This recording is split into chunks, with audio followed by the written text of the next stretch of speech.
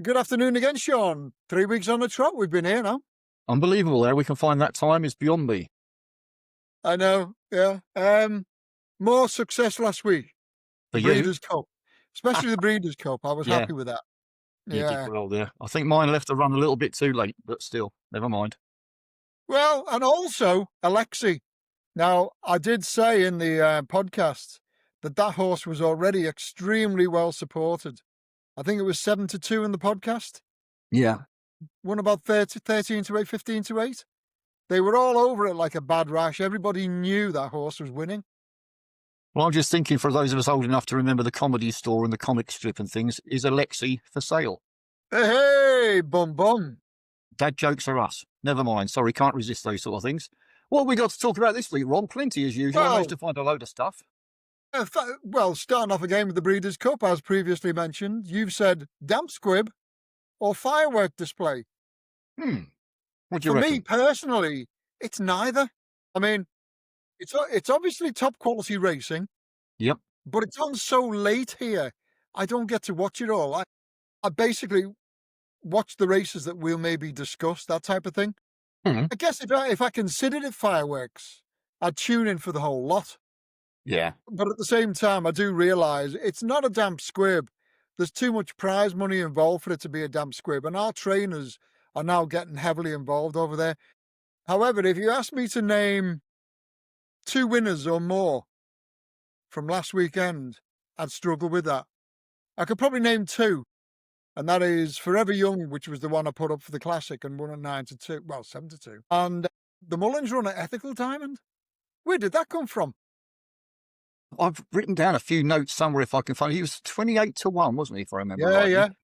Yeah. Beat Appleby's pair of Rebels Romance and El Cordovis.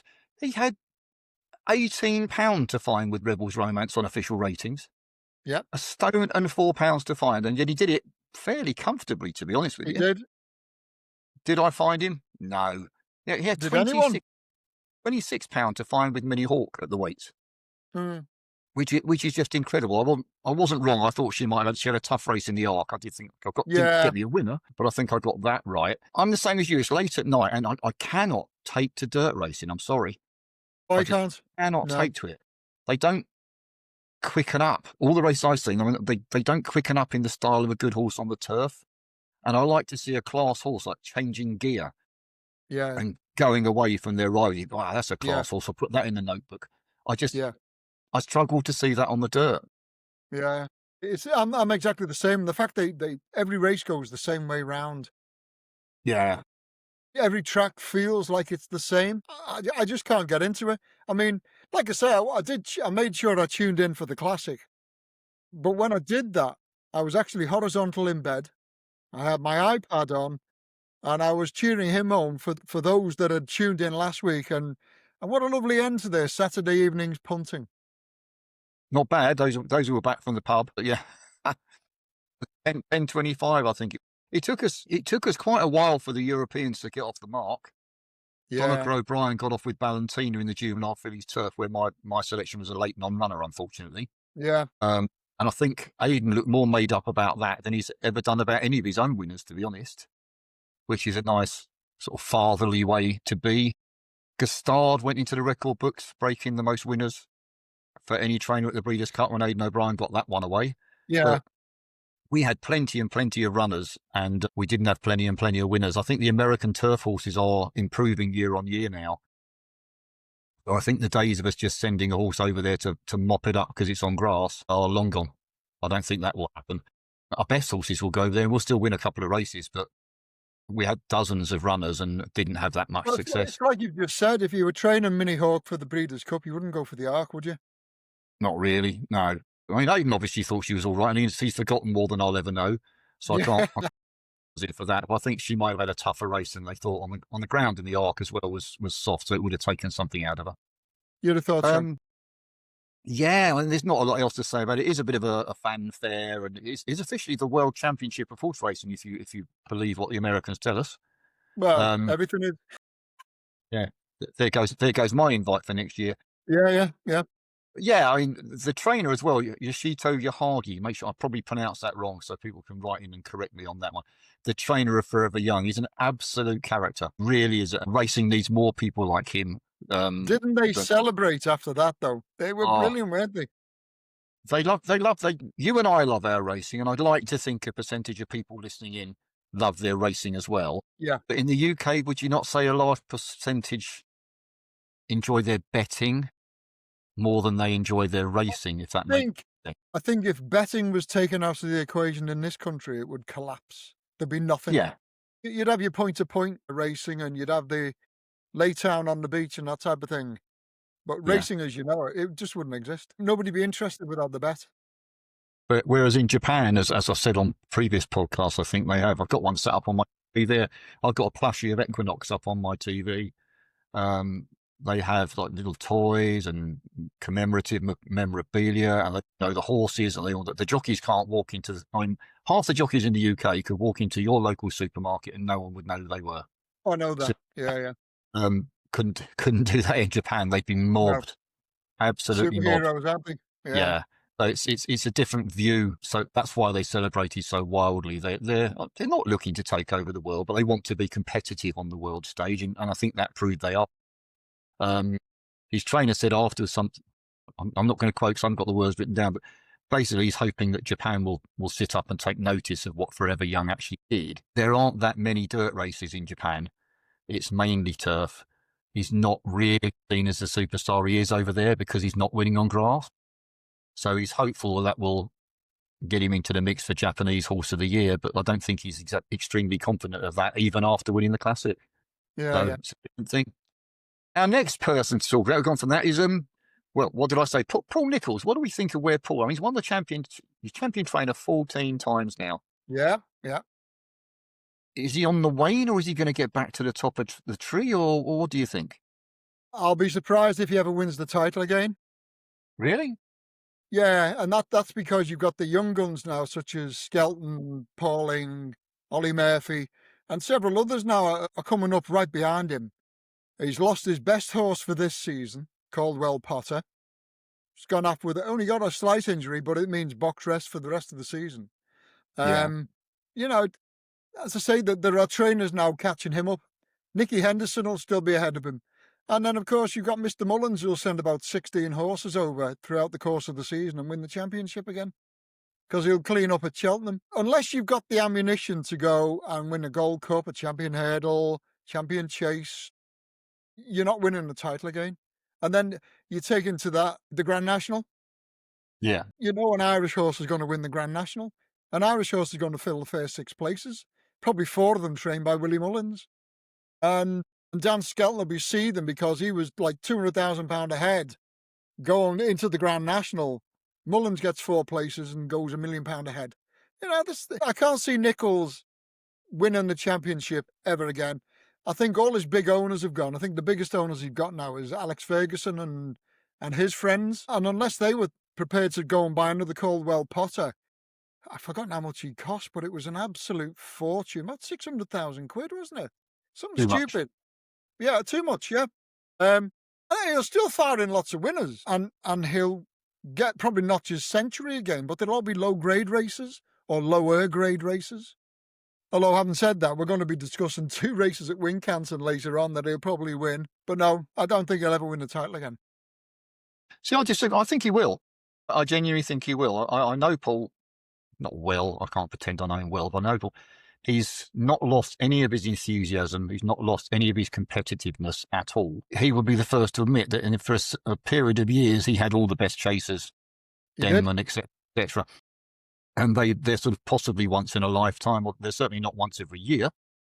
So he had his period there, and then he's not lost them, but they've retired, and now he needs to find the next one. I wouldn't write him off just yet. No one's questioning with the Willie Mullins thing you said about the Grand National. I'm not questioning that you're wrong. But I can understand Willie Mullins winning the Champion Hurdle because he has the best horse.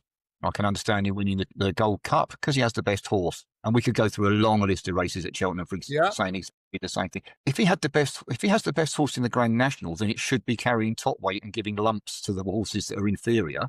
Only if he's let you know how good it is. How can they hide it that well and still get into the National? Because they're darn good at it. They don't have to run these horses against the best horses in Ireland because they've got the best horses in Ireland. And so, while he's got Galopin de Champs going and winning Gold Cups, he's probably got another horse in the yard that could win the Gold Cup, but he doesn't need to. He's got Galopin de Champs. So we'll go and Yeah, win a Grand National with a horse that could probably be competitive in a Gold Cup, carrying less than 11 stone 7.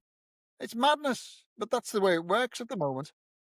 I just hope the handicappers are looking at it and going, have we made errors with the handicap marks? And having a deeper Well, look, not just looking at it and going, oh, maybe you should have been £2 higher, but having a deeper look and going, well, how did he get in off that mark and then win the yeah, Grand National by 10 lengths? How did that happen? What did we get wrong? Are we underestimating the form in Ireland and putting him in on lower weights than they should, or lower marks, because the weight is relevant to the mark, than they should be? There's something amiss, and I hope someone's looking. I'm not trying to stop the Irish winning it, but it's a no, handicap, no, no, no. and it should be competitive. And if we're saying like the first 6 are coming over from Ireland and always 1 to 6 is an Irish train, then something has to be wrong somewhere. Our horse might be a stone inferior, but if he's getting a stone, then he should still be in the He should be equation. competitive, yeah, yeah. But he's not, No, and that's something that someone needs to look at. We didn't find a lot of positive news this week, really, did we? That's my fault because I'm in charge of that side of things. yeah, yeah, What yeah. do we reckon on jockeys falling foul of the rules? This was a good one. I don't believe for a minute they didn't know what they were doing. We're talking about Oisin Murphy and Sean Levy both getting whip bans. I think so. Naughty boys is what it is. That they knew exactly what they were doing, and they got caught. If they hadn't got caught, they'd have got away with it. I imagine both of them have sighed the sigh of a relieved men, and they've gone somewhere nice and warm for the next couple of weeks. They're not going to miss riding fees and prize money. They've got enough of that in the bank already. I just think that the top jocks get away with murder. And as we discussed the other week, William Haggis talking about Oisin Murphy and his riding tactics. Oisin's not new to any of all of this. He knows exactly what he's doing when he's doing it. You don't become champion jockey by not knowing what you're doing and when you should be doing it. He knew the script and he knew he'd get a ban, and so he's gone on holiday somewhere. Very nice, very warm. That's my opinion. I think you're right. I don't know if you read the wording of it. He was giving a very big warning that his excuses weren't good enough. And I quote, as a very experienced and skillful jockey, he must realise that there will come a time when a judicial panel may well be driven to conclude that he either cannot or will not control his use of the whip in accordance with the rules, and that only a long suspension to be served in its entirety can serve as an adequate punishment. He would be well advised to heed this warning. When that says about the punishment, he got 15 days with 5 deferred, whereas Sean got 26 days with 8 deferred. My issue is, I put skating on thin ice is one of the headings I put. I think that's about right. Do you think he's treated differently to any of the other jockeys because he's champion jockey? Or do you think the rules are good enough? Or do you think it should be stricter than this? I think if he's gone over the number of cracks with the whip that he shouldn't have gone over, then he's banged to rights. And who he is and what he is nothing to do with it. You've seen, I remember a conversation with somebody last year about a young jockey who'd been done, and everybody was saying, well, he's only been done because he's a young lad and he's not a name and that sort of thing. The others would have got away with it. They're not getting away with it now. No. They're just not. But I think racing has to sit up and take notice, and without going down the dark tunnel of animal rights, Yeah. where we could argue for ages and then get loads of abuse on YouTube afterwards. The bottom line is racing has to understand that there are people out there who find racing unacceptable. I wouldn't side with them, I have to say. Others find the way horses are treated on occasion, including the whip, to be unacceptable. And I would side with them to a point. Yeah. The whip for safety and steering methods is fine. And I need to point out as well, when you use the whip, it's not actually particularly a whip anymore. It's a soft crop. You could hit yourself as hard as you like and you wouldn't hurt yourself. So you're certainly not going to feel it, leather. It's more to wake them up and more the noise. But I'm not going to go any further down the defending the whip route because I'll get into trouble for that. But I think racing does have to understand that he's got to all jockeys have got to be done if they overdo the whip. Yeah. And personally, I can see the numbers of you're allowed to use the whip coming down in the years ahead if the whip doesn't disappear. I saw a steeplechase the other day I was watching, and a horse was tailing off, but the jockey was still getting stuck into that horse. And he was pulled up before the next fence. And I'm thinking, I'd have hauled him in. I'd have had him over the coals for that. Obviously, whether the horse, there was something wrong with it or it just didn't fancy it on the day or whatever, it was about 30 lengths behind the rest of the field. And he's given it 3 or 4 cracks with the whip. What's the point? You see many horses that should be pulled up that aren't. Yeah. And that's another thing that really gets my goat about jump racing. That's the sport I love, jump racing. I prefer it much more to the flat. But when you see things like what I've just described now, it does get your goat, and you should have been done for that. But he's Yeah. not alone. It's not a good look, is it? It's not a good It's look, is not it? a good look. No. I guess sometimes horses aren't pulled up even if they're losing because it's the experience perhaps of going over the fences and giving it a full race to make sure it's cherry right for next time out. As long as you're not harming the horse. If he's that tired that he can't jump the Yeah. fences, then you shouldn't continue. Excuse me. Or if he's that far off and he's not getting it into a place coming around the home straight, perhaps. But yeah, if you're hitting a horse that's 30 lengths behind, then that's not a good look. And I agree with you. They should It's be not. questioned at the very least. They probably were, to be fair. The BHA don't look on that very kindly. Right, that's them out. All these words I've written. I'm going to have to start reading steward reports more often. They're all on the BHA website. Yeah. By day and by meeting and by race time. Yeah. Everything is being allowed to go down to the start early, and everything's in there. I think it's a good thing to look at. But sometimes for horses that you think they might have had a steward's look at and they didn't, that's sometimes worth a look for that reason. And other times you'll find reasons why a horse didn't run particularly well that might be worth tucking away in the old noddle for next time out. Yeah. On to the last thing, my personal bugbear, as you know. Yeah. Here we go. It's a tax campaign from the BHA. That's not a bugbear. I've been involved in that, as you know. The original idea was the Labour government are looking to harmonise, is the word. I don't think there's a lot of harmony involved in it. Betting taxes between racing and slot machines and casinos into one set percentage that makes it easier to deal with. I mean, you'd like to think the government had accountants that could deal with two separate figures quite easily, really, wouldn't you? Yeah. They do it with income tax, so you think you could do it with gambling tax as well. You would think so. Rumour has it, according to the Telegraph, not me, I don't read the Telegraph, by the way, someone sent me a link to this. They are reporting, and I've put in brackets, or second guessing, that racing is going to avoid any rises in betting taxes at the next budget. Very good. Very good. It is. What have I put here? In the short term, racing avoids a direct punch in the solar plexus, if they're correct, that is. But the reality is it's under the lesser of the two evils. The bookmakers have made it blatantly obvious, blatantly clear that if they take a hit on anything, racing will pay part of the price. Well, they're talking about massive closures of their shops on the high street, aren't they? Which means each one of those shops, my understanding, is paid towards media rights, or whether it's paid in one lump sum, but based on how many shops you have. I really don't know the maths on it. That's going to cost a fortune. It's lower turnover with regard to the levy, which in turn costs a fortune. Racing's not going to come out of this unscathed, is the point I'm trying to make, really. No, it won't. If the announcement's done on budget day where they go, racing tax isn't being increased, it says it is, you can imagine lots of people in racing all waving flags going, yay, fantastic, we won the argument, etc., etc. Reality is it's the lesser of the evils. As I said, it's not going to be the perfect solution. We're going to get a hit out of this. How big a hit it's going to be, disappointing. As I say, it's the better option of the two. Racing calculated 66 million with the loss to the sport each year with the figures that were being bandied about originally. I'd like to think that it comes out at considerably less than that this way round, and hope, more importantly, actually, to be fair, no job losses is the real priority. Yeah. So hopefully that'll be okay. But anyone who thinks that the bookmakers will not protect their profits is naive.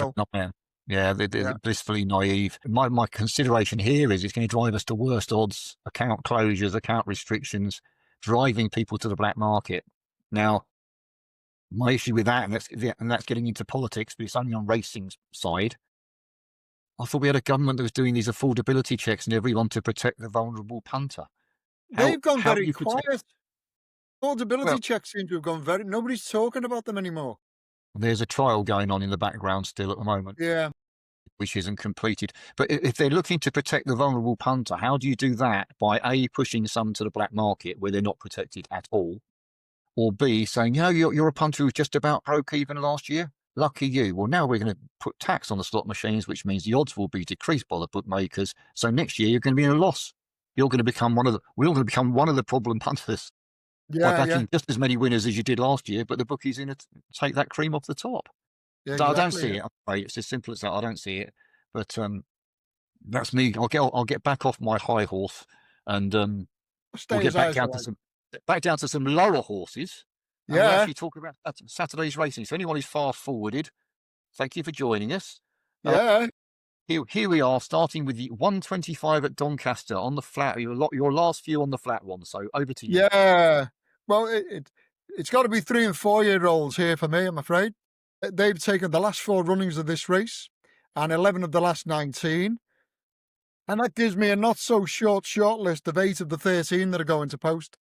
I'm not going to bore the viewers, listeners with that list, but I can say I only really want horses carrying 9 stone 5 or less, because only 4 of the last 19 winners managed to beat that weight range, and 2 of those only carried £1 more. That, though, only eliminates the older horses, which I would have done anyway, so I'm going to go and see what the markets have said next. The last 9 winners were in the front 5 on the tissue. Mm-hmm. The only horse of the age grouping that I'm interested in that is trading in the front 5 on the tissue at the moment is Zoom Zoom. He's a course and distance winner. Turns up tomorrow wearing a first-time tongue tie. He's never won in this grade before, but he has placed it listed. I'm going to put him up as a place-only punt because I don't fancy any of the front 4 because they're the wrong age, and I don't fancy any of the bigger priced ones because they're too big a price. Zoom Zoom, place only for me. Well, did you see the look of absolute terror on my face when you went through your age groupings there? That was because I'm going to be on Montasib, who doesn't fit your Yeah, ages. yeah, understandably, yeah. He's won here over course and distance. He's won 8 races in total, 3 of those on the soft ground that we're expecting Saturday afternoon. I had that Yep. proviso because the ground went all wrong at Newmarket last week, hence Didn't it just? that's my excuse for how the horses I suggested ran. Yeah, this is listed class. He's already won at Group 1 and Group 3 levels, so we're not asking him Yeah, to do anything he hasn't done before. The Haggis team are finishing the season well, 13 winners in the last 2 weeks, 29% strike rate. When I wrote yeah, that might have changed, of course. He's officially best in at the weights. He's got James Doyle on board, who's one of my all-time favourite jockeys. Only had 2 runs this season. He'll be fresher than most, and he's been back from 2s to 13 to 8 from yesterday to today. yeah, So Montasib for me, 125. I understand why you're going against it, but this is why Ron and I do this. He profiles it, and I yeah, go yeah, through with a different viewpoint. One of us is right, one of us is wrong, or we're both right, or we're both wrong. But yeah, there is that. that all Yeah. comes out in the wash. But that's your first flat one out of the way. One, he doesn't like the flat this time of year, so you won't be No, happy with hate it that. with a passion. Wincanton 223. Go on, in a 2.5 mile Yeah. novice chart. You can start on that one next. Well, unfortunately, and we were discussing this before we came on, all the national hunt tracks, especially down that part of the world, Exeter, Wincanton, they've still got good to firm in the going. Yeah, We've only got 5 taking part here. shocking. 7 of the last 10 winners were sitting front 2 on the tissue. So obviously then it's one of Blue King Daru or Cobra Queen in the winners enclosure. The first name was beaten at odds on last time out. He was actually 2-9 favourite when he got turned over. He's already 8-11 tomorrow. And he's only really got the Henry de Bromhead Cobra Queen to beat. That one arrives as a winner of a mare's handicap chase at Roscommon. But when they were over hurdles, I think he was rated something like £34 inferior to Blue King Daru. And if the Nicholls runner gets round, he should win. It's as simple as that. I never bet odds on in novice chasers, but he's got to be my podcast selection. Sorry about that. 8-11, Blue King Daru. Just as a brief explanation, which Ron will go into more detail, when we're putting out, or when I'm putting out the races for the Saturday podcast, Yeah. for Saturday, we do one handicap for a bit of fun, and the rest of them don't do, because you can do that. Ron will profile and do whatever he does on post racing. So it's unfair on those for us to hand those out for free, basically. So we stick to the races that he doesn't do his ratings for. Hence, I pick the class and the group class and things like that when I can. And if we end up with 5 runners or worse, That's where we are. Sadly, these things happen. I'm actually going to go Yeah. against you. I'm going to go with Cobra Queen on this one. Oh, yeah? Yeah, it's even at 2 to 1 though. It's a shocking price. It is. I thought that. Really, it's an awful price. Blue King Doré was reported to have scored really well before his Yeah, debut, yeah. and still got beaten. So maybe he's not quite as good as they think he is. I know what you're saying over hurdles. He would win this over hurdles, but it's not over hurdles. His jumping was a bit sketchy that day. I can see the rest of them giving him a bit of a shock here and trying to get him out of his comfort zone, try and get him to make mistakes. Now, Cobra Queen's got more experience over fences. Her wins have been very workmanlike, Yeah. but fairly comfortably. And she looks the sort where she needs to be stoked up and given a hard ride. So good luck, James Bowen, on that one. But I still get the feeling that if she needed to, there was more in the locker. So she gets £7, which isn't enough at the weight. It still leaves her £7 short. I understand that and I appreciate that. I was just looking for a bit of value, really. But even at 2 to 1, No. it's not much value there either, is it? No. But having written it, I can't change my mind now. And then she wins. I go, oh, I should have said that because that's just the wrong way of doing things. So I'll settle for Cobra Queen, but with minimal confidence, shall we say. You can have another jumping one next. I'll spoil you. I really Yeah, do. I was just going, because I'm looking at it and Yeah. I'm See if thinking, you can find the crikey, winner of this one. It's a bit tough. we've only got 4 going to post here. Yeah. Again, like I've said, it's the lack of rain in that part of the world doing it. Got good to fame in the going description. There's not a lot to be said about this race. I mean, if Rubord doesn't win it, and he's 1 to 6 in places to do so, then basically nobody finds the winner because he should walk it. Should absolutely hack up. Now, I don't know. Can you find one to go against it? I can't. No. I tried. I always try, but then you have to get that balance right between opposing a favourite for a good reason and opposing a favourite just for the sake of it. And this is one of those where you'd be opposing just for the sake of it. He's won this race last year, and he won the race the year before as well. So we know he handles the track. We know he handles the trip. We know he handles this time of year. He's still only 7, so you can't even look at it and go, oh, he's past it now, so something will come past him. He's got, how much has he got in hand? My eyes aren't what these. He's got at least £20, is that? No, plus 6. Something He's like got that, at least a stone. He's got a stone in hand or more over all of these. Yeah, will I be backing him? No, horses can fall over, simple as that. Also, it's his second run after a Windop, which, in my opinion, with very little to back it up, is the time to catch them. And he won last time on his first run after a Windop. So I can't oppose him, but I can't back him. 2 to 9 is the best price I can see in Europe at the moment. If you want to chuck him in a short price accumulator somewhere, I wouldn't blame you. No. Back him as a single bet. Not a chance for me, sorry. Not at that price. Someone's put obstacles in the way, the swines. So, no, he could fall over. I hope he doesn't, obviously. I don't wish Anything an can injury happen. to Yeah, that's the jeopardy. you know, he could just crash a couple of fences and knock the wind out of himself. That would be enough to stop Yeah. him. So at that price, no. If you could buy money, we'd all be doing it. And the reality is very difficult to do. So no, I won't be betting on it. But Rubo for me as well. Boring as Yeah. it is, I suspect we'll differ on our last 2 races. So that's the good Hey, news. possibly, yeah. 2 really competitive races at Donny. 310. Well, the 310, it's an 18-runner listed race in November.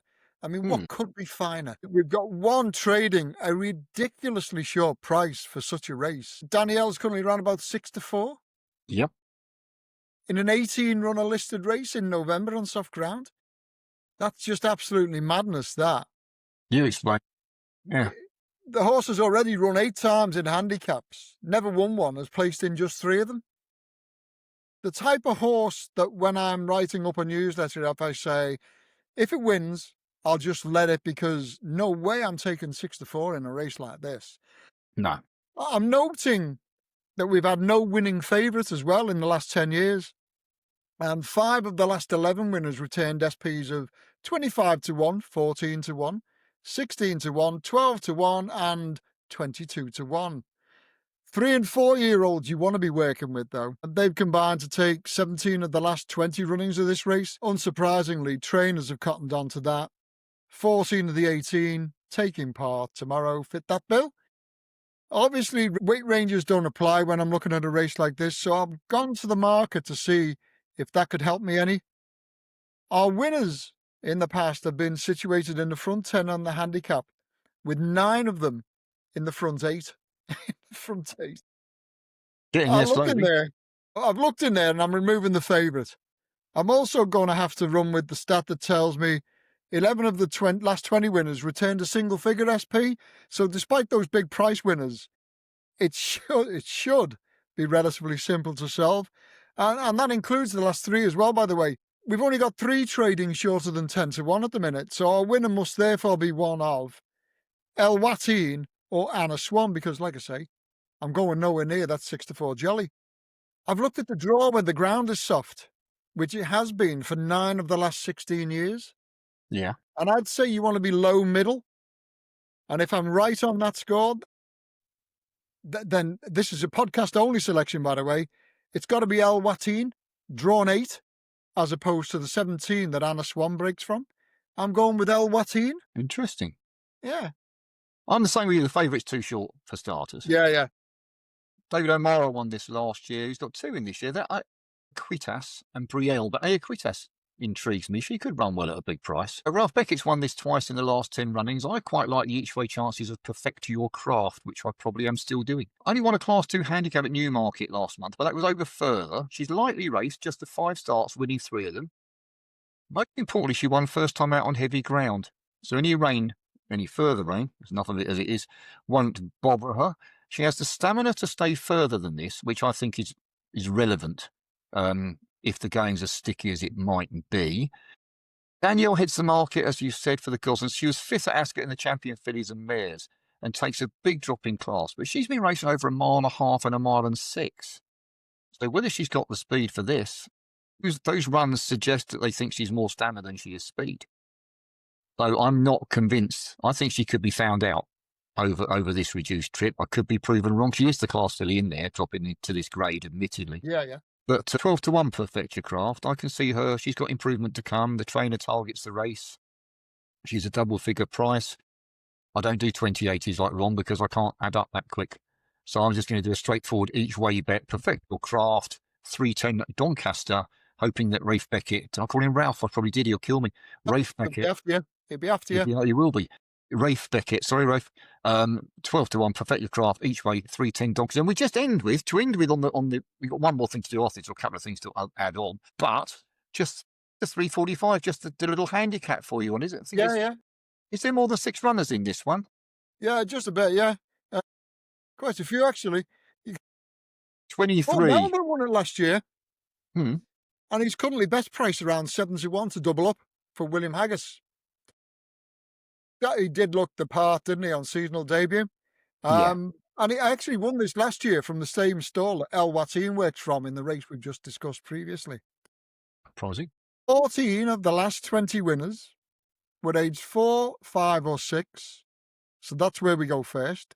15 of the 23 runners are covered by that age group. And I'm not going to spend 5 minutes dictating that lot. 8 Rangers come next. And I'm with the horses that are carrying less than 9 stone, but not less than 8 stone 10. That banding would have collared 9 of the last 17 winners.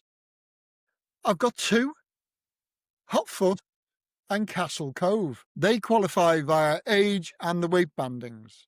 Now, the market position of our last 10 winners tells me you've got to be front 5 on the tissue. Only Castle Cove and from the same yard as Lord Melbourne qualifies.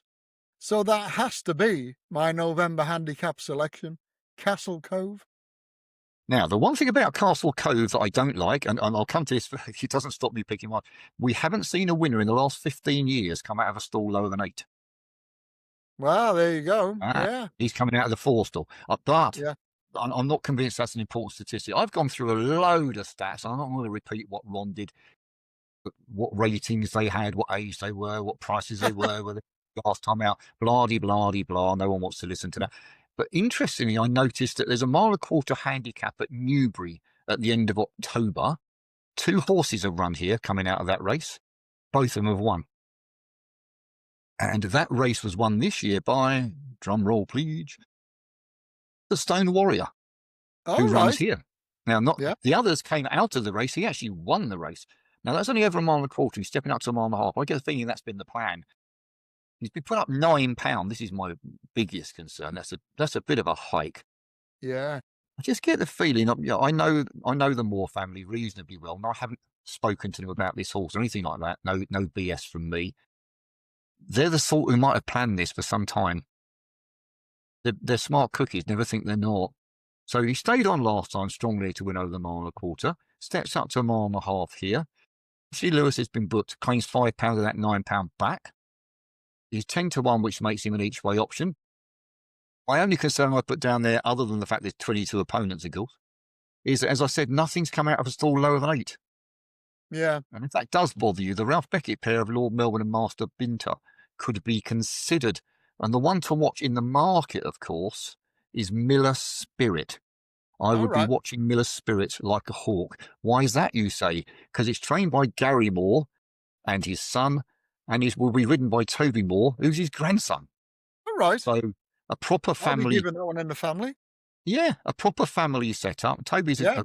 unsurprisingly, if you're coming from the Moore family, Toby's a proper horseman, and that's no great surprise to anybody. But Godolphin have got him under their arm. He's at Charlie Appleby's. He's ridden quite a few runners for them and a winner for them as well. Is he experienced enough to win a November Handicap? I'm not convinced about that.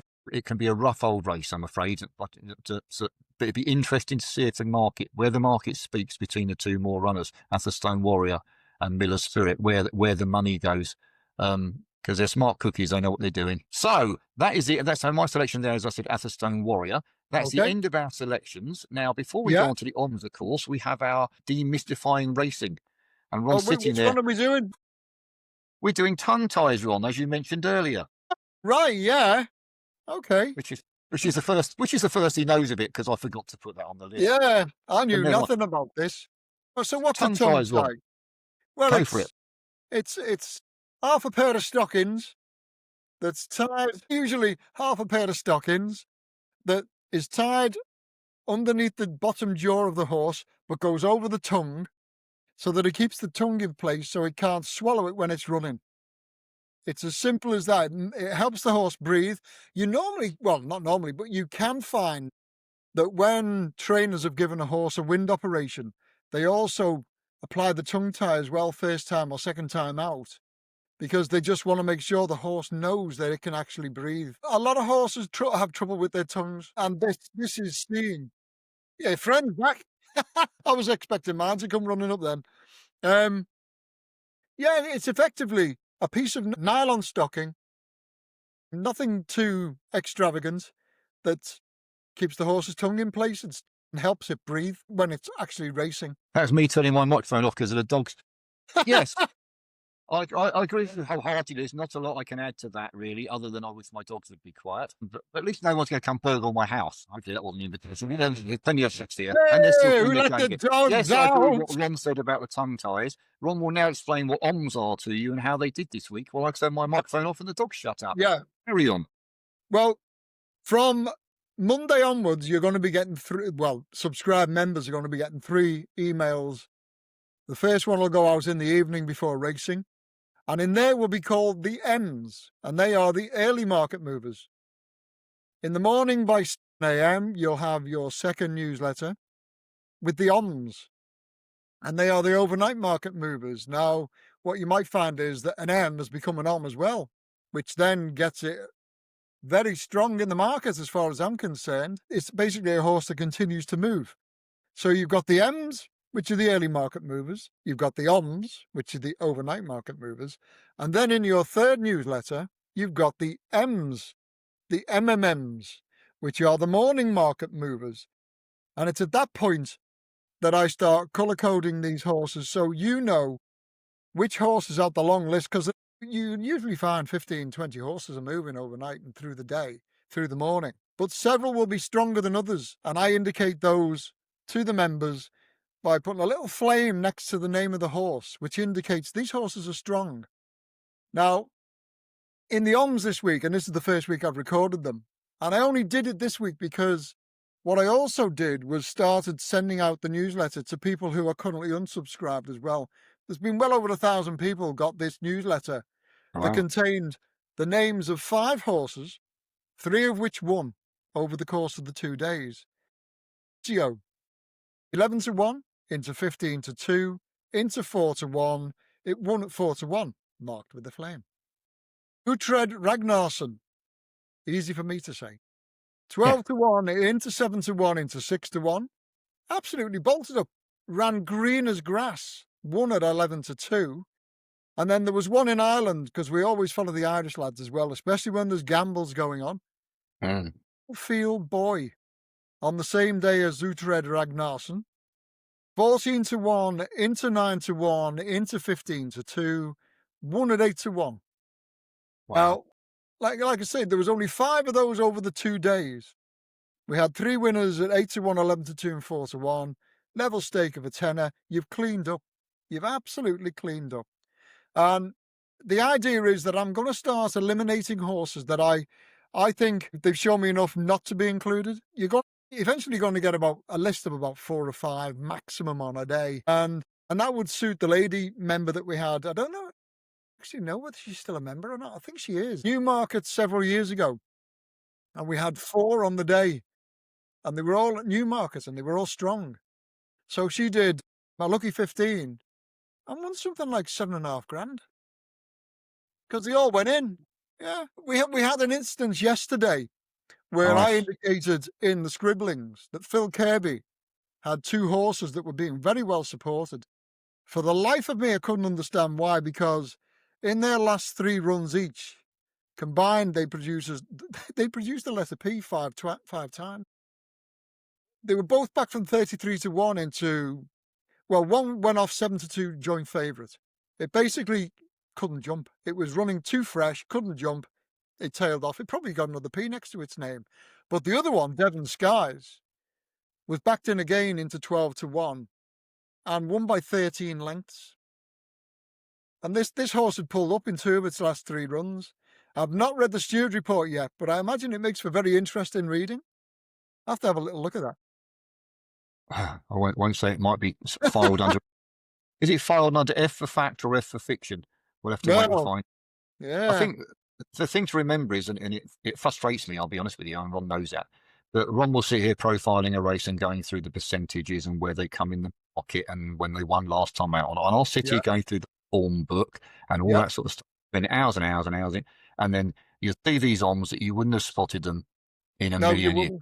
You wouldn't have got them with Jodrell Bank. No. Ron someone sends me a text saying this one's been back from 10s to 3s or whatever. And you look at the forms, beaten 40 lengths, beaten 37 lengths, beaten 52. That's his only 3 starts. It's on similar ground. It's on a similar track over a similar distance. No logical reason why it should improve and do better than it has done. Now, obviously, I'm not implying any skullduggery. Quite often the trainers simply changed its routine. Maybe they'll front run it this time instead of they try to come from behind. Maybe it's got a blinker on. Maybe it gets on better with the new stable that's joined the yard. Yeah. Maybe it's simply the pennies dropped as to what it's supposed to do, and they see that on the home gallops, and we're not privy to that information. I'm not complaining about it. It's just how racing is. It's how racing always has been. Always has been. Always will be, I'm sure. But the only way I know to spot it, and I'm not trying to blow smoke here, Ron, is following your OMs, because you won't find them in the phone book. Yeah, it is. You won't find them in the phone book. It's impossible. No. Devon Skies couldn't win that race yesterday, but it won it by 13 lengths. 33-1 into 12-1 shows you what was going on, really, doesn't it? Chaos. But yeah, if it's improved, that's it isn't. But I don't follow the markets other than reading the OMs, to be fair. I don't have the time to do that, and neither do you, but you still find the time to do it anyway. So we get... True. But you get... Yeah. But seriously, if you can't read the markets for yourself, then you need someone who is, and Ron seems to be as good at it as anyone else I know of, so I'll stick with that. Well, it's basically what I do from I'm working from 6 till about 7:30 after I've had my dinner. And the only thing I'm doing really is watching the markets. Because if you don't watch the markets, you'll get battered. Simple as that. You really will. You're spitting into a wind without the markets these days. And it works the other way as well. I mean, you could look at I think one of the 2-year-old that I suggested in last week's podcast of Godolphins was about 3-1, something like that, maybe 4-1, drifted all the way up to 8-1. Yeah. The rains came at Newmarket, and I suspect that's why she ran so badly. That's the excuse I'm going to carry to my grave anyway. But the market's also gave me a clue of, oops, I'm in a bit of trouble here if it's drifted out from 4-1 to 8-1. Something not amiss, but the conditions are not right for the. So you can watch both ways, those being backed and those on the drift. Right, believe it or not, we're only at 40 minutes. I don't know whether I'm starting to talk quicker as I get older, or maybe I need to add more subjects in, but that's where we are. Well, you've got to remember, two of the races we've spoken about, we took about 3 seconds each on. Yeah, and that was dragging it out. It was. Yeah. What can you do with a 2 to 9 shot? I'm afraid. I don't know what we got next week. We'll have a look and see. Yeah, yeah. I'm available to do a podcast if Ron is. Yes, I'm available. Yes, I'll be here. Yeah, I've done this dead YouTube right. thing. No one signed me up for the Tom Cruise lookalike contest yet, so I'm guessing I'll be free Well, for another. it's like I put on Facebook, Mm. we are the Waldorf and Statler of horse racing. And whilst they might be better looking than us, I was they saying, I will think not make the 8-point profit on a Saturday. there is that. There is that. There is that. Finally we found something we got going for us. Hey, Okay. Well, in that case, we might as well sign off. No point in boring them. we might as well. Sorry, Andy, you're only dancing one tin tonight, lad. Oh, I'm talking faster. He's got to learn to drink faster. I think that's the only way we can deal with this. But right. So have a good weekend, everybody. I hope I'm looking out the window here. It's a bit miserable where I am, but never mind. Don't forget the early starts on the racing as well. No. 11 somethings and 10 somethings these days as well. So Yeah. you have to get out of bed a bit earlier, everyone. Get the missus to get your bacon sandwich. Right. Okay. Have a good one, and we'll be back next week. Yep. See you again. Have a good one. Take care, all. Bye now. Bye bye. Bye-bye.